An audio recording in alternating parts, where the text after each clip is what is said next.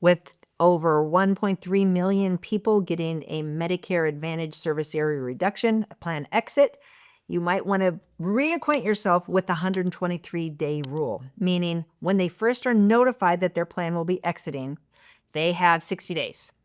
And then they have 63 days after the actual plan exit, which would be December 31st. So that means March 4th is the last day they could change. Why am I bringing your attention to that? Because you might not be able to get to all your clients during the AEP, October 15th through December 7th. And you might have to move a lot of your own clients. But you wanted to help all these other people too. And you don't have to help them. If they're an exit, you don't have to help them by the December 7th deadline. You actually have the rest of December that you can move those people. So as much as they might get nervous being pushed off to the end, you can explain to them it's guaranteed and that it doesn't end on December 7th because they see all those TV ads and they're like, December 7th, I have to do it. No, you don't. You have a special situation and we can change you all the way up to the last day of December. Your new plan will start January the 1st. Now, unfortunately, there'll be a lot of clients, not your clients, other people's clients, agents that have retired, agents that didn't answer their phone during AEP, that their clients are going to be searching for someone to help them. And a lot of those people might not find somebody during AEP because you guys are already booked up. I know a lot of people, they say, if you're not on our list by this day, we won't be able to help you. So if you can't help those people before December 31st, those service area reductions are automatically enrolled in Medicare A and B only. They do not have drug coverage come January the 1st. Now they can sign up for it January the 1st when they figure that out, and it will start on February the 1st. So not ideal. There'll be lots of people, just like there were last year, that don't read their annual notice of change letter, and they don't know they have an exit until they go to the doctor at some point in January, or they try to fill a prescription in January, sometimes even February. And that's when they start calling, panic, what's wrong? And that's when you can explain that their insurance did terminate and that we still have time, again, up until March 4th.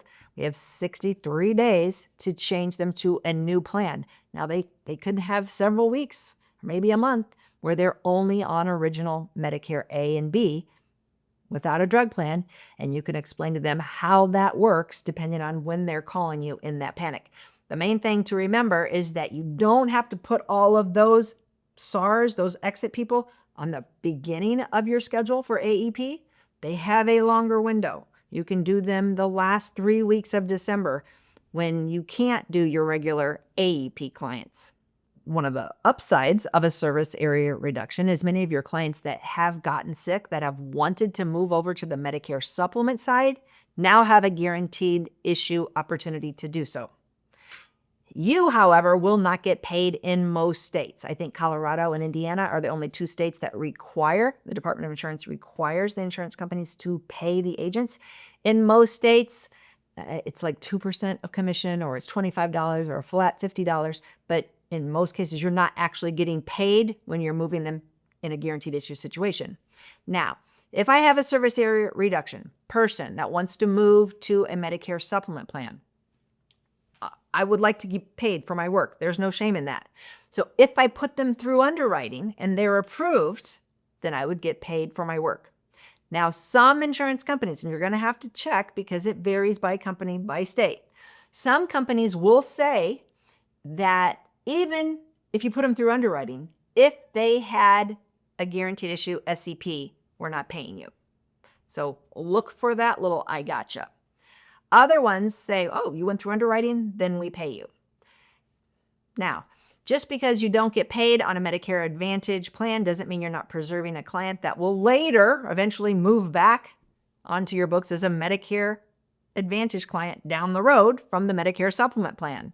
So sometimes you want to do work for free. Sometimes you just can't afford to do work for free. Everybody has to grapple with that conundrum this year. Some agents actually like to try to game the system and look at plans that have suppressed commissions and kind of research what's going on with that company and intentionally enroll their client in that plan or tell their client to call that company and enroll because they think that plan is going to exit next year. And their client will then have the guarantee issue rights in a Medicare supplement plan. Now, clearly the carriers do not want you to do this. If they're suppressing commissions, it's because they don't want business. So I'm just telling you what some agents do. I'm not saying that you should do it. Your client will need proof of the service area reduction to get the guaranteed issue rights into the Medicare supplement. So make sure you include that with your application if you're going that route. Tune in again next week for some more information about this crazily changing industry. Thanks for watching.